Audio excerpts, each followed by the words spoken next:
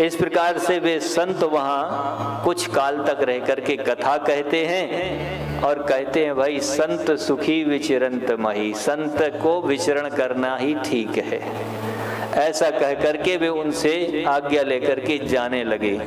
यद्यपि उन्होंने रोका, परंतु उन्होंने कहा कि अब फिर कभी जब आएंगे तब आगे का चरित्र फिर कहेंगे। ऐसा कह करके वे वहां से आगे चले गए। होने लगी तहाँ भक्त सुमाला, जहाँ विराजत गोविंद लाला। जयपुर वासी सुन वे आवे, प्रेम मुदित है आंसू बहावे। कछु दिन पाँच बंद कर दीनी, श्रोतन देने जय कीनी। सावरी रामत कर आऊं, तब ही पूरी कथा सुनाऊं। रामत गए भगति फिर आए, कथा कहन को फिर बैठाए। कथा तक वही सवार सुनाए, क्रोधाय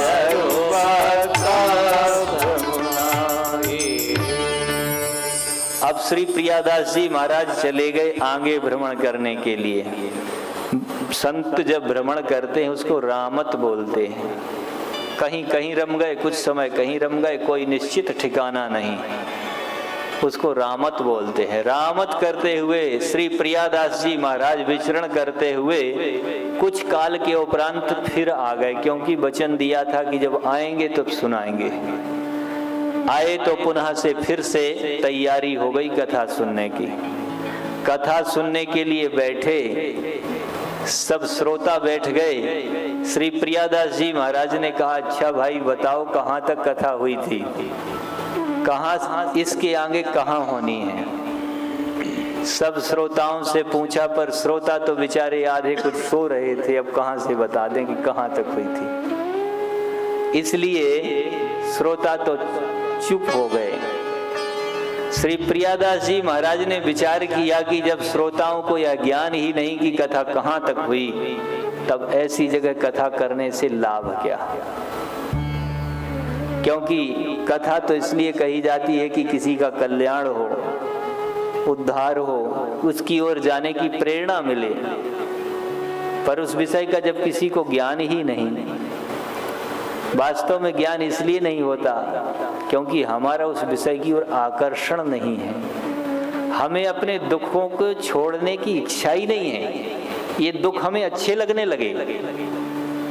हम जानते हैं कि जन्म लेना, ये शरीर ग्रहण करना, धारण करना, इसमें रोग आते ही हैं, परंतु इस शरीर को छोड़ने की इच्छा किसी की नहीं है। जानते हैं कि इसमें रोग आएंगे ही। नित्य का नियम है, सुबह से उठो तो सारी इंद्रियों में गंदगी मिलती है सुबह से, फिर उनकी सफाई करो। मनुष्य अपनी इंद्रियों की सफाई करता रहता है, उसे अच्छा लगता है। इस शरीर को छोड़ने का उसे तब भी कोई मन का भाव ही नहीं है, उसे बहुत प्रिय है। भागवत जी में पुरंजन उपाख्यान में वर्णन आता है, 84 लाख जो मृत्यु योनियां हैं उनको भोग करके यह योनि उसे बहुत प्रिय लगी, 9 द्वारों वाली देही, और इसमें पाकर के वह सानंद वास कर रहा है। ये हमें मिला है, इस बात को सबको ही जानते हैं कि शरीर मिला है, और जो मिली हुई वस्तु होती है उसे छोड़ना ही पड़ता है, वह एक साथ नहीं रहती। परंतु फिर भी उसको छोड़ते हुए भी जो निरंतर छूट रही है, क्योंकि मनुष्य की आयु निरंतर घट रही है, परंतु वह मानता है कि मेरी आयु बढ़ रही है। बढ़ नहीं रही है, घट रही है। हमने जब जन्म लिया था तब लोग कह सकते थे कि भाई मनुष्य की आयु 100 वर्ष की है, परंतु अब 40-45 वर्ष के हो गए, अब कितने बचे? तो घटी की बढ़ी। तो कहने का तात्पर्य कि मनुष्य अपने उन दुखों की निवृत्ति नहीं चाहता, उसके अंदर जो भावना होनी चाहिए वह भावना नहीं है। इसीलिए हमें सत्संग या कथा वार्ता में हमारा जैसा मन लगना चाहिए, जैसी तत्परता पूर्वक हमें उसको ग्रहण करना चाहिए, उपदेश को हम ग्रहण नहीं कर पाते। और यही बात हुई। श्री प्रियादास जी महाराज ने जब श्रोताओं से पूछा तो श्रोता तो चुप्पी साध गए। प्रियादास जी ने कहा फिर ऐसी जगह कथा करना ठीक नहीं। हम चले आसन उठा करके। जैसे ही उठने लगे तैसे ही अंदर श्री राधा रमन जी जो पुजारी जी थे भगवान की सेवा में, ठाकुर श्री गोविंद देव जी बोले कि भक्तों का चरित्र हो चुका है, श्री रैदास जी तक आगे की कथा होनी। श्री राधा रमन जी आए और प्रियादास जी से बोले कि यहाँ तक चरित्र हो चुका है, अब श्री रैदास जी का चरित्र, कबीरदास जी का चरित्र आगे से आप शुरू करें। जब उन्होंने यह बात कही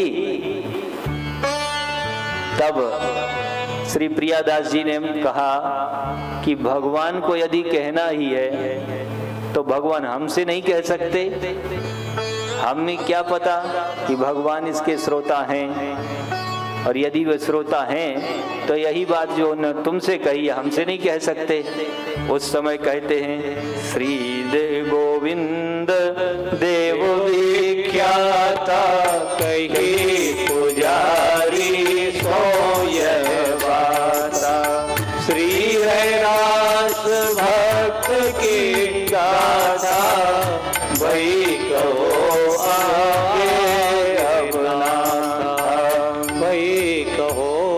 आगे अपना, श्री रैदास जी का चरित्र हो चुका है, आगे की कथा होनी है। श्री प्रियादास जी महाराज ने कहा यदि भगवान श्रोता हैं तो वो हमसे क्यों नहीं कहते। तब उस समय सभी जन समुदाय के समक्ष श्री गोविंद देव जी महाराज जो गर्भगृह में विराजमान थे वहां से वाणी हुई, आकाशवाणी हुई। सुन सुपुजारी के द्रगन पानी बहो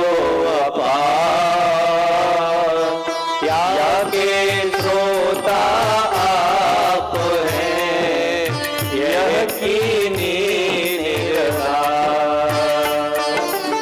या के श्रोता आप हैं यह कीनी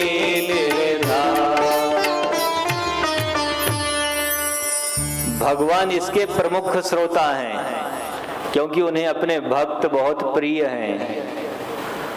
जैसे एक माता होती है, उसका छोटा सा शिशु यदि कोई दूसरा ले भी ले अपनी गोद में, परंतु माँ तिरछे होकर के देखती रहती है, ध्यान रखती है उसका, भले ही कोई बड़े प्रेम से क्यों ना ले रखा हो गोद में, परंतु माँ की एक वात्सल्यता जो होती है उस शिशु पर, उस वात्सल्यता को लेकर के वह ध्यान रखती है कि मेरा शिशु उसकी गोद में है, कैसा है, प्रसन्न है या नहीं। भगवान को अपने भक्त बहुत प्रिय हैं, शिशु के समान, और वह भगवान का भक्त, उसकी जब कथा होती है तब वे जगदीश्वर भगवान वहां श्रवण करने के लिए आते हैं। यह इसमें पहला प्रमाण है।